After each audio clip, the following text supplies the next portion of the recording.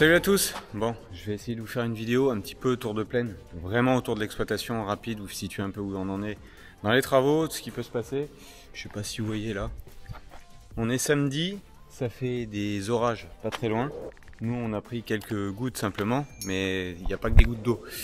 C'est gros de sable dedans, c'est dégueulasse. Enfin bon, bref, on verra ce que ça va donner. Il y a des moments, vous voyez là, le soleil sort, ça tape, c'est lourd. Contre le jour qui est pas terrible. Ça fait très lourd et on sait pas trop ce que ça va nous faire en fait. Il nous annonce des orages un peu violents, on verra. De toute façon, ça s'est refroidi un petit peu parce que le pire c'était avant-hier et hier où ça a fait vraiment très lourd. On verra ce qu'il en est. Donc je vais essayer de vous faire un petit peu un tour de plaine. Maïs, blé tendre, blé dur, colza un peu là autour de l'exploitation relativement simple. J'aurais voulu vous faire un peu plus de choses. Ce qu'il y a, c'est que j'ai eu 2-3 avaries dans la semaine. Compliqué quand on est sur plusieurs fronts à la fois et qu'en fait suite de toute l'année culturelle hein, depuis mi-octobre où on attaque des choses, on en finit pas ou peu, mal, pas comme on veut, enfin c'est compliqué. Donc je vous explique un petit peu tout ça.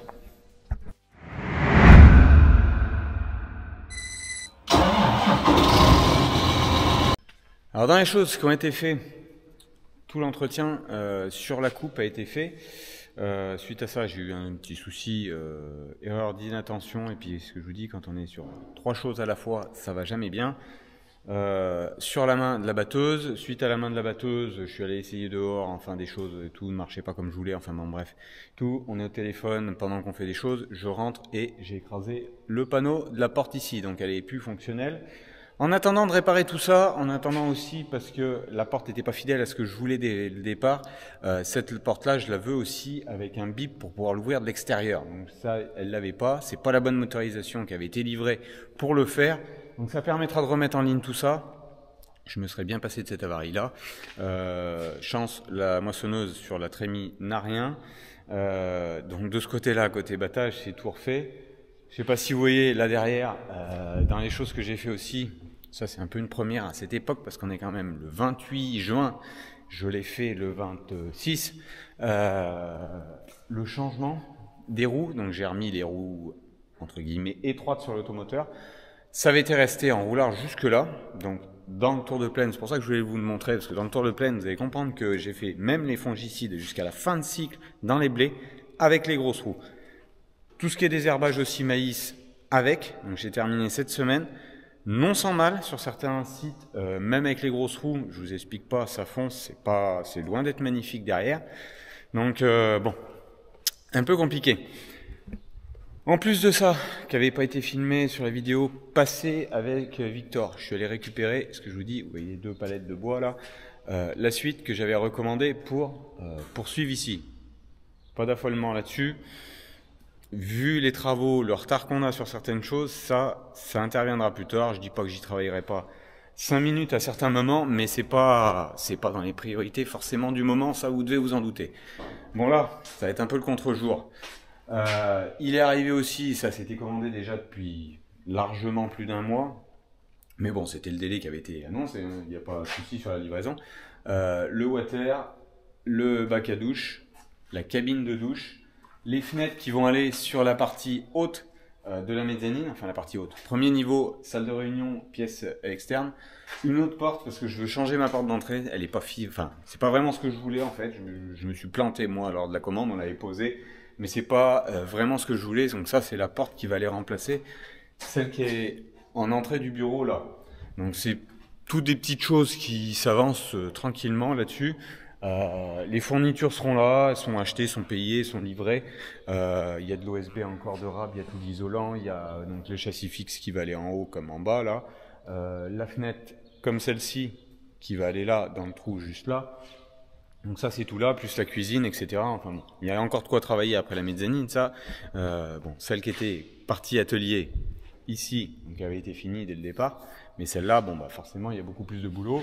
Il y aura encore tous les perçages à faire pour tirer les gaines, poser toute l'électricité, mettre l'isolant, refermer avec l'OSB. Enfin bon, il y a encore vraiment du boulot là-dessus, le sol, etc. Mais bon, ça permettra de travailler l'hiver prochain ou à temps perdu quand on a une vague de pluie, en espérant n'en avoir pas trop parce qu'on a quand même du boulot à faire. Donc j'ose espérer qu'on puisse avancer un petit peu là-dessus à temps perdu, maintenant que les fournitures pour la grande majorité sont là. Et juste, je voudrais rebondir par rapport à ça, parce qu'en fait, certains n'avaient peut-être pas compris pourquoi l'utilité de faire ça ici, sur la ferme, parce que certains pensent que j'habite très proche. Même Victor, hein, la semaine dernière, avait pas compris, parce que bon, bah voilà, je l'évoque pas dans les vidéos forcément, mais j'habite en fait à 3 km de la ferme à peu près. Donc, quand on a des papiers à faire, des conneries, il faut toujours reprendre la voiture, remonter à la maison. Moi, tout ce qui est antenne de guidage n'est pas stocké forcément sur place. Hein. Je vais pas vous dire où elles sont exactement, mais tout ce qui est partie guidage, c'est pareil. Faut naviguer tout le temps. Enfin voilà, c'est pas convivial, c'est pénible parce que on a un rendez-vous quand ça fait mauvais. Et on peut pas se mettre on pouvait pas se mettre sur l'exploitation, donc fallait prendre la voiture, on allait là-bas. Ça se retrouvait, on finit des fois le rendez-vous 1 heure, 3/4 d'heure avant le temps de midi par exemple. Donc on n'ose pas revenir, on va faire 2 papiers, mais enfin voilà, on perd du temps. L'objectif vraiment de là, c'est d'avoir la partie cuisine, d'avoir une partie bureau pour faire l'administratif ici, de pouvoir manger sur lieu, sur l'exploitation, sans prendre la voiture pour retourner. Comme ça, on a une dissociation qui est la partie professionnelle de la partie, après, privée à la maison. Voilà. Et d'avoir aussi un coin sanitaire réglementairement. Demain, si j'ai un salarié qui vient sur l'exploitation, il y aura une partie sanitaire, douche, etc. Donc voilà un peu l'explication que je voulais vous faire par rapport à ça, remettre aussi un peu les choses dans son contexte, parce que bon ça je ne vous l'avais peut-être pas évoqué de façon précise, donc c'est aussi une des raisons pourquoi j'ai fait ça. Le deuxième niveau c'est un plus, le premier niveau où il y a la salle de réunion c'est un plus, parce que ça peut me servir pour des réunions de groupe CETA qu'on fait nous, pour aussi des visites certaines fois que je peux avoir sur l'exploitation, pour des formations avec Michelin qui vient de temps en temps aussi, où je peux leur laisser la salle à disposition. C'est plus convivial pour eux, ça leur évite aussi des fois de chercher une salle ailleurs. On peut avoir le côté vraiment convivial, parce qu'on l'a fait il n'y a pas très longtemps, avec le bras zéro, de faire une journée. On met le bras zéro, on peut manger tous autour, et voilà, ce sera vraiment amener de la convivialité sur le lieu de l'exploitation. Et le deuxième niveau là, qui n'était pas prévu du tout, qui va quand même pouvoir me permettre d'avoir cette partie archive, hein, je vous redis pour certains qui avaient sûrement compris, mais peut-être pas tout le monde, une partie archive là, et une partie derrière, où là j'ai pas spécialement de vocation, même si on a une idée, sur la partie arrière, étant donné qu'on a encore de la hauteur et tout. Donc c'est pour ça que j'ai repris aussi du bois type solive que j'avais mis en haut, parce que j'avais attaqué toute la paroi là type solive, plus gros en termes de section, parce qu'il y a quand même une certaine hauteur, que ça bouge pas, et qu'on a aussi une retenue, parce que bon voilà, je vais vous le dire très honnêtement, ça risque d'être un petit peu la salle de sport pour Mathis là-haut. Donc c'est aussi amener voilà une partie conviviale là, que quand les enfants, on est à l'école, on va récupérer les enfants, des fois en milieu d'après-midi pour nous, parce que quand on récupère à 16h30, on en reste souvent beaucoup plus tard que ça sur l'exploitation. Donc ça pourrait avoir, c'est le but d'avoir cet endroit-là, que eux puissent rentrer, faire leurs devoirs là, tout en nous pouvant travailler soit à l'atelier, soit dans la cour de ferme, après différents chantiers.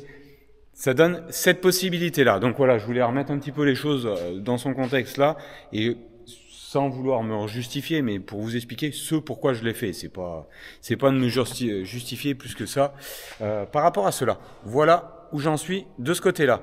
Donc on va aller voir un petit peu les blés qui sont autour de la ferme, parce qu'il y a essentiellement du blé cette année, ça tombe comme ça là seulement, autour de la ferme là, du blé tendre, des blés de semences de l'année prochaine. Le blé dur qui est juste sur le côté aussi, que vous avez vu, qui avait versé un peu sur la vidéo avec l'arrivée de Victor avec le 8000, c'était le blé dur. Donc vous voyez un peu tout ça. Bon je sais pas ce que ça va nous faire, parce que là ça refait lourd, c'est passé derrière, ça c'est le côté ouest, là on était en grosse alerte et on avait plutôt les orages qui montaient de ce côté là. Mais j'ai des collègues de ce côté là qui ont pris 15-20 mm déjà depuis ce matin. Bon nous on doit être à 0,2 mm mais de sable quoi, non 0,1 de sable quoi. Et comme ça. Ce que vous n'avez pas vu, c'est que là j'avais fini aussi là toute la partie court. Donc j'avais remblayé tout le gros tas de tuiles qui était là. J'avais ramené du gravat quand j'ai refait aussi, ça je vous ai pas filmé entre temps, ce que je vous dis. Et nous avons pas rien fait avec Amélie. Reniveler tous les tas de gravats qu'elle avait autour de sa stabulation elle. J'en ai récupéré là. J'avais ramené des tuiles de là pour elle là-bas. Pas faire des voyages à vide quoi, donc du contre-voyage. Après j'avais rentré aussi du caillou pour agrandir la cour là avec le passage. Donc c'est déjà, je veux pas dire bien, mais moins mal, plus présentable on va dire. Donc voilà. Après ici, bon bah les blés. Donc ça c'est tout des blés. Je vais pas vous remémorer. Si ce n'est de l'autre côté, on essayera d'y mettre un petit coup de voiture vite fait, où il y a du Sacramento, où là Thierry qui était venu m'aider avec le semoir Aguirre à Dain avait semé là-bas. Il y avait du rebelle sur une parcelle aussi, mais je vous le redirai plus tard. Lors du tour un peu qu'on va faire là autour de l'exploit, du site principal. Donc voilà ce qu'il en est, sinon tout le reste bah, c'est tout du semis avec le combiné sans le rouleau paquet. Vous connaissez la méthode, c'est pas la première fois que j'ai utilisé. On sait que ça marche pas si mal que ça en année humide, la preuve en est cette année, c'est vraiment le cas. Bon, vous voyez les passages de pulvé qui sont plus larges, ce que je vous disais, j'ai gardé les grosses roues jusqu'à la fin. Vous voyez du blé, là on est vraiment dans la partie, vous voyez, il y a du barbu là derrière moi, pas ici, hein, c'est pas les deux mêmes blés, vous voyez là les épis, et vous voyez là les épis, voilà. Donc là j'ai mes semences, qui sont là, en bande, que je récolterai de juste la bande pure pour garder bah, dans mes box, dans la remorque élévatrice, pour ensuite les trier et traiter pour les semences de l'année prochaine. Et dans la partie là-bas, il y a tout ce qui est semences de blé dur, qui est là, tout en semences certifiées, mais j'en garde un petit peu, des fois des collègues en veulent, donc on se fait des échanges là-dessus. Donc voilà un peu ce qu'il en est. Les blés, bon ben fidèles à l'année, hein, vous voyez le feuillage, bon ils sont en fin de cycle, hein, on est à aujourd'hui à peine 3 semaines de la récolte, hein. C'est pour ça que je m'étais affolé aussi à préparer la coupe et la moissonneuse. Donc on voit des couleurs qui sont particulièrement spéciales à des moments. Les grains sont là. Vous voyez donc là on est pillé, hein, c'est qu'il y a la balle autour. Et vous voyez les grains sont dedans. Donc ça bouge, ça avance. Le problème c'est vraiment la masse d'eau qu'on a pu avoir ici, ce que je vous ai dit dans la vidéo de la semaine dernière. Ici on est à 230 mm à peu près depuis le 20 avril. Amélie sur certains sites à 400. Juste pour repère, on est sur des pluviométries chez nous. En année moyenne, hein, si on peut dire ces dernières années, c'est entre 550 et 700. Donc vous voyez qu'on a déjà eu une grosse base de tombée depuis le 20 avril. Qu'est-ce que nous réserve la météo pour les 6 mois prochains? On le verra. De toute façon, on va pas faire de plan sur la comète. Et les prévisions, sachant qu'elles sont déjà pas fiables à 48 heures, on va sûrement pas faire des prévisions à 2-3 mois. Donc voilà un peu où on en est. Bon bah là, il y a du mélange. Il y a du mélange et après c'est de la variété pure. Tout le reste, donc là c'est mon mélange de 6 variétés avec des profils plutôt semis type derrière maïs. Bon, ben on voit de la septo, on voit des couleurs un peu rosées à des moments sur les épis. Bon, mais ça, de toute façon, on sait que l'efficacité d'un fongi épi, quand on a 30 mm sur la fleur, on le pèse au moins de moitié. Vu les quantités qu'on a eues, je vous explique pas, je vous fais pas de dessin. Bon, ben c'est comme ça. De toute façon, on pouvait pas faire mieux, je pense, parce qu'il fallait déjà avoir les créneaux d'intervention. Et non, c'est vraiment con. Enfin, ça a vraiment été pas simple. Et il y a des endroits qui sont largement pires que nous, d'un point de vue pluie. Parce que là, on peut voir que nous, ici, ça va. Sur d'autres sites, c'est plus mouillé. Donc bah là, ce que je vous dis, il y a de l'Absalon, toute la partie qui était en colza l'année dernière, par là-bas. Il y a un peu de Sacramento au bout. Il y a toutes les semences là. Il y avait du... J'ai mangé le nom. Si, du Sacramento qui était traité pour du deuxième blé, parce qu'il y a un petit morceau de deuxième blé là, juste entre les noyers et là à 30 mètres. Et après de l'autre côté, c'est encore de l'Absalon, du LG Absalon. Donc bon, les épis sont plutôt gros, c'est pas tout rempli comme on aurait voulu, mais enfin par rapport aux conditions de semis, ça reste sans tout pas si mal que ça.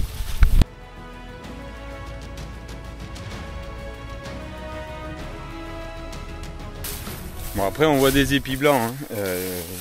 Pas des épis forcément complets, mais des bouts d'épis blancs. Faut aussi se remémorer qu'on avait eu une vague de gel bien assez marquée il y a 2 mois et demi. Donc bon, bah, ça va tout de pair. Après on voit des places qui sont relativement hauts et denses, parce que j'avais semé relativement épais. Vu les conditions de semis, c'est pas indemne de tout, avec gras. vu le pain, des choses. Bon après, c'est normal qu'il y en ait. Pour la simple et bonne raison, c'est que j'ai pas désherbé à l'automne, parce qu'on pouvait pas passer, on avait déjà du mal à semer, mais on ne serait pas arrivé à désherber à l'automne et au printemps, sachant que c'était quand on a eu les fenêtres de tir pour désherber au printemps, je me suis occupé de toute la partie dicotylédone, mais tout ce qui est graminé, je ne l'ai pas fait parce que c'était déjà trop développé. Donc mettre du produit pour avoir zéro efficacité, bah ça sert à rien. Donc j'ai préféré ne pas le faire pour pas éviter de créer des résistances à ces produits-là de désherbage, pour pouvoir garder ces cartouches-là plus tard, dans 2 ans, quand ça reviendra en blé, quoi. Ben, je vous explique pas la tronche du 4x4 avec les pluies. Ouh, misère. Bon allez, là, c'est ce que vous avez vu, hein, le chemin d'accès est juste en face. Ce que vous avez vu au drone la semaine dernière à l'arrivée du 8R avec Victor, c'est tout le blé dur là qui est derrière. Alors c'est pas compliqué à trouver les variétés, même si je les ai inscrites, hein. Tout celui qui est versé, c'est l'envergure, variété envergure en blé dur. Porte bien son nom, il est assez haut et il a tendance à se mettre souvent par terre. Je l'ai pas régulé parce qu'avec des amplitudes thermiques et tout, donc bon, je l'ai laissé comme ça. Là on voit que les épis, bah, il y a du blanc, il y a du vert, il y a du... Ouais. On verra ce que ça va faire. De toute façon, ce que je dis, hein, au stade où on est, à 3 semaines de la récolte, il faudra ramasser ce qu'il y a. Parce que vous voyez, hein, les grains sont bien, même les parties qu'on voit blanches, les grains sont là en lait. Ça avance, hein. Après, le blé est pas si vilain que ça. Il y a quand même de la densité. Le feuillage, il est cramé complet, donc on va pas s'étonner. Je pense qu'on va avoir des moissons plutôt poussiéreuses. Donc bon, mais on verra. Hein, et puis si ça s'arrête de pleuvoir aussi, hein, parce que ça c'est encore pas gagné. Donc voilà, tout ce qui est vraiment ici, c'est l'envergure. Les contours avaient été semés après, donc c'est du bel allure. Il est un peu moins haut, parce que, vous voyez, hein, il est quand même, il m'arrive à la taille. Et après, bah, il y a des vagues qui ont versé. Bon, la parcelle fait une grosse trentaine d'hectares, un peu plus de 30 hectares. Il y en a 4-5 hectares où qui sont versés. Bon, c'est pas versé, plié d'un terre complet, sauf si d'aventure un orage vient à être plus violent que ça. Mais donc du blé dur, j'en ai là une parcelle. Amélie en a sur un de ses sites aussi. On verra ce que ça donnera.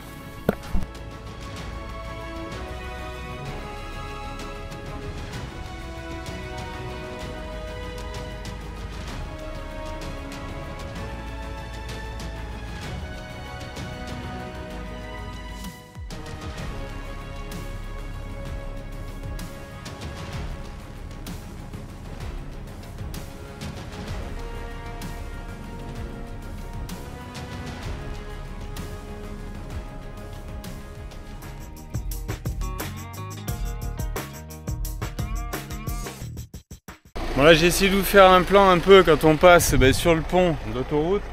Le blé qu'on voyait avant il était derrière l'hangar là, après le blé dur il est de l'autre côté. Et là c'est la partie, donc ça c'est du LG Abilène, variété purement limagrin qui est destination Jacquet normalement. Donc voilà, lui aussi il est assez haut. Vous voyez quelques places qui commencent à s'incliner, verser et tout. Des épis qui sont un peu moins gros, mais un talage qui est plutôt bien. Donc on a plus d'épis au mètre carré qu'on n'en a pas dans d'autres variétés. On verra ce que ça donne. C'est une parcelle qui est relativement propre. Là je vous rappelle, c'était quasiment tout en maïs la parcelle là, sauf le bout vraiment qui se retrouve derrière soja. Et les contours, donc là en haut et contre l'autoroute où il y a les pointes, qui avaient été semés avec une autre variété. En fait là j'ai ma ligne droite qui est là, j'ai semé en travers. Et que le maïs était semé avec un autre biais. Parce que quand on sème avec le combiné comme ça, surtout sur maïs, il faut prendre un léger biais, un peu comme un déchômage pour que ça aille plutôt pas si mal que ça. Bon après, ce que je vous dis, hein, il y a une densité de blé qui est là. Vous dire ce que ça donnera. Aujourd'hui, il faudra qu'on mette la moissonneuse. Hein. Il y a pas... Moi, je suis des années comme ça, avec des pluviométries comme ça. Je suis incapable de vous dire une parcelle comme ça. Si c'est capable de faire, surtout cette variété, c'est la première année que je la fais. Vous dire si elle est entre 60 et 75, 80 quintaux. On verra. Bon, c'est un blé qui est un peu plus particulier, c'est pas un blé tendre standard. En face, juste là c'est une parcelle qui avait été semée avec la guire, au Smoradin. Donc derrière colza, travaillé. C'est pas le même précédent, c'est pas la même variété, mais on a la même particularité. Enfin, sur le feuillage, c'est que c'est cramé, quoi. On est vraiment en fin de cycle là. Donc c'est pas non plus le moment où c'est le plus flatteur de vous faire un tour de plaine, hein. Je vous l'aurais fait il y a un mois, c'était bien plus vert, c'était beaucoup plus beau. Enfin voilà, quand ça commence à tourner, à virer, par les températures, par le fait aussi de la maturité, c'est pas là que les cultures sont les plus belles. Mais on revoit ce que je vous dis, du vulpin, on revoit du régras, juste là. Voilà. Donc voilà. Mais après, en feuillage, bah, aujourd'hui c'est cramé, c'est cramé. Moi je pense franchement, il risque d'avoir des beaux nuages de poussière quand on va moissonner. Mais au stade où on est, il faut ramasser ce qu'il y a. Donc là, les épis en Sacramento, pourtant pas une variété qui se passe si mal chez nous. C'est pas très grand. Il y a du grain partout.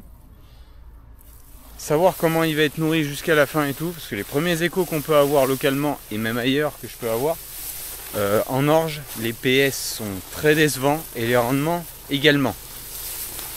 Nous, quand on voit les parcelles comme ça, on les voit pas si mal que ça. On les voit pas sur une année record, hein, ça je vous garantis. Mais bon, faut savoir d'où on vient. L'année a été compliquée, très mouillée, les conditions d'implantation ont été mouillées et ça a été mouillé de l'implantation jusqu'à la récolte. Donc bon, faut ramasser ce qu'il y a. Allez, je vais aller vous faire voir le reste du blé là-bas de ce site-là et un petit peu de maïs et vous expliquer un petit peu ce que j'ai pu faire en maïs. En tournesol, c'est un cas à part. Je vous avais dit 2-3 choses, mais je vous réexplique un petit peu. Quand on sera dans les fonds, parce que bah, les parcelles de maïs, je les mets principalement dans les fonds, d'un point de vue réserve hydrique et tout, ça n'a pas été simple non plus pour les implanter. On verra quand on les récoltera.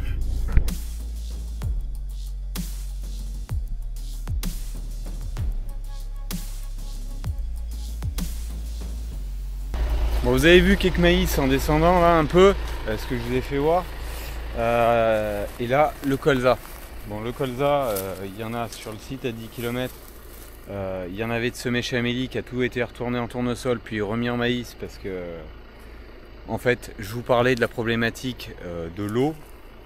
Il y a les limaces et les limaces, en fait, la problématique, elle n'est pas depuis le 15 octobre, elle est depuis le mois fin août l'année dernière. J'avais voulu faire l'économie de l'anti-limace au moment du semis du colza. Ça a été compliqué à gérer et on a fini par arrêter les frais sur certaines parcelles avant de faire des frais qui n'auraient servi à rien pour avoir peu de récolte. Parce qu'on voit des colzas, bon on est au bord de la parcelle, c'est compliqué à cette époque de rentrer dans des colzas, mais on voit franchement qu'ils ont pris des couleurs sur les siliques et tout, qui n'est pas signe d'un rendement au top, loin de là. Donc bon, on voit que les grains sont bien là, vous voyez. Donc là j'en ai quelques-uns là. C'est pas magnifique, ça s'avance assez nettement. Je pense que les colzas vont se moissonner assez rapidement. Ce qui me donne un peu espoir, c'est ce qu'on voit dessous. C'est que les tiges sont restées quand même relativement vertes, signe que le grain a été nourri. Mais pour autant, est-ce que ça a pesé? Le problème de cette récolte-là, le colza, un blé, on arrive à se donner à l'œil des choses. Un colza, dire s'il fait 20 ou 40 quintaux, faut être franchement très très bon. Tant que c'est pas moissonné et livré, on ne sait jamais où on en est réellement. Donc là, ça fait partie du reste, comme je vous le dis. Il faut ramasser ce qu'il y a et on fera le calcul après. Donc là, il y en a une partie là, l'autre partie sur le site à 10 km. Ça se fera sûrement, je pense, dans les premières choses. Bon, après, d'un point de vue récolte, ça m'arrange parce que ça permet de monter la prolonge. On fait tous les colzas et puis après, on ira démonter la prolonge et aller dans les blés. Il n'y a pas d'orge cette année chez nous, donc il n'y a que du blé dur qui sera sûrement, parce que c'est un peu plus précoce, en avance, donc c'est mieux de le ramasser toujours avant la pluie quand il est mûr. Et après, on partira sur les blés tendres, blé améliorant aussi qu'il peut avoir au fond, chez Amélie aussi. Parce qu'on a mis une certaine surface de tous ces blés durs ou blés améliorants qui ont un certain niveau de rémunération un petit peu en dessus du blé tendre standard. Donc même si on n'a pas ce rendement, parce que certaines parcelles ne peuvent pas aller chercher même avec un blé standard, un rendement top, moi je préfère aujourd'hui aller sur des blés améliorants. On fait des fois 15-20 quintaux de moins, mais pas tout le temps, hein. Des fois c'est le même rendement, mais on a quand même une rémunération qui est en dessus. Quid, c'est qu'on a souvent 40, 50, 60 unités d'azote de plus. Bon, cette année elle était quand même relativement moins chère. Après il y a des places qui sont un peu plus belles. Comme je vous dis en colza, hein, quand on va un petit peu par là c'est un peu meilleur, quand on va un peu par là c'est un peu moins bon. Tout dépend. C'est là ce que je vous filme, c'est ce qui est représentatif de ce que je peux avoir à moissonner en colza dans les jours à venir.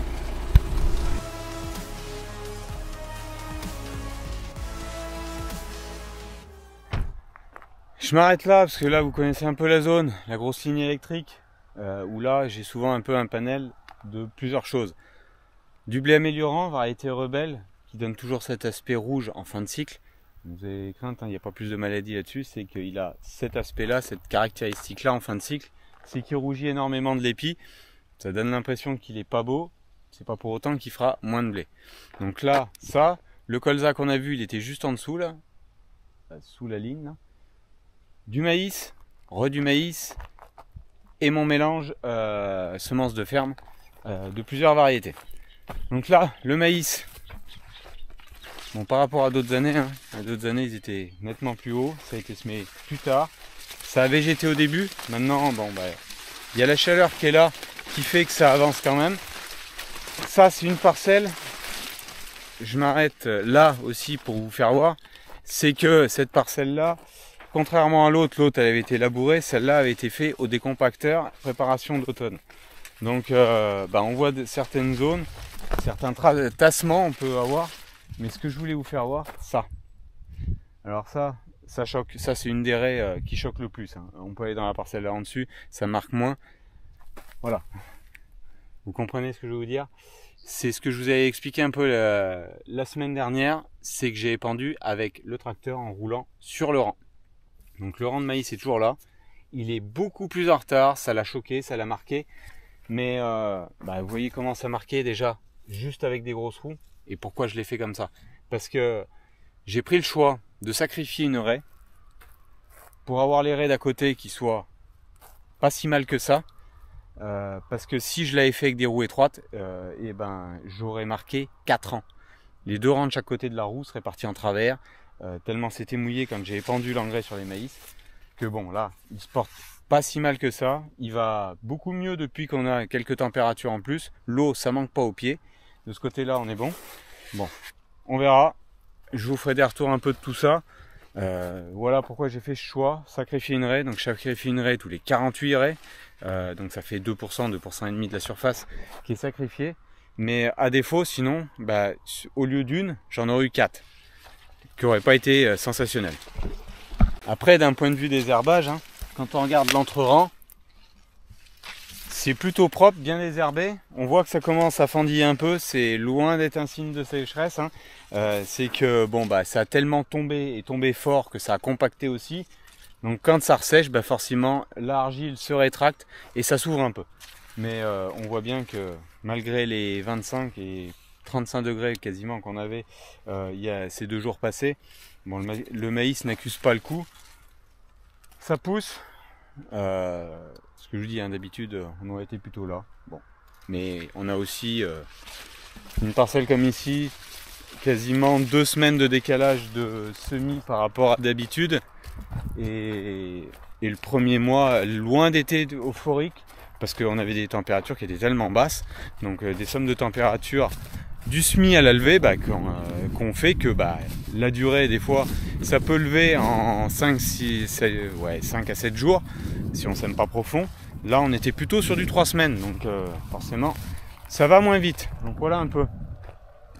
Donc le rebelle qui est là, on va voir après vite fait. Et là c'est mon mélange de variétés.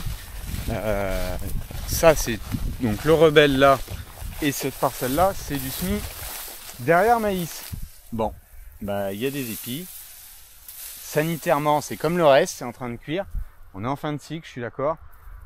C'est des parcelles qui sont sans tout pas si sales que ça. C'est pas indemne de graminées, ce que je vous dis. J'ai rien fait là-dessus spécialement.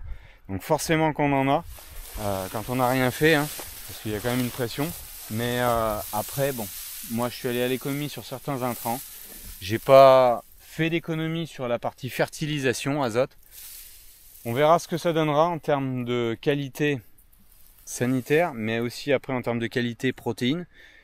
Parce que là, c'est important en termes de commercialisation qu'on ait un taux de protéines supérieur à 11 sur des variétés comme ça. Par contre, sur des variétés comme l'améliorant là-bas, il faut qu'on soit en dessus de 15. Donc on verra ce que ça donnera. Réponse dans on va dire 3 semaines, si la météo veut nous laisser travailler correctement. Bon, l'autre point qui nous a occupé pas mal cette année, c'est tout ce qui est broyage des tours de champs en enherbé.